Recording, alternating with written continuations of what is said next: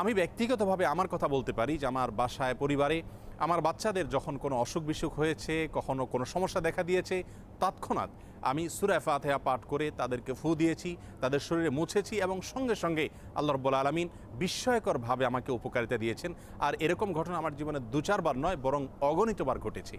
এজন্য সূরা ফাতিহা এটিকে যদি কেউ যথাযথভাবে আমল করতে পারেন, সে আস্থা এবং বিশ্বাস আল্লাহ তাআলার প্রতি থাকে, তাহলে সেক্ষেত্রে অবশ্যই এর মাধ্যমে যে কোনো দুরারোগ্য ব্যাধি থেকে পর্যন্ত আমরা আরোগ্য লাভের মাধ্যম হিসাবে এটিকে ব্যবহার করতে পারি। হাদিসে কুদসিতে আল্লাহ রাব্বুল আলামিন বলেছেন, আনা ইনদা যন্নি আবদি বি, বান্দা আমার প্রতি যেমন ধারণা করবে আমি তার প্রতি সেরূপ আচরণ করব।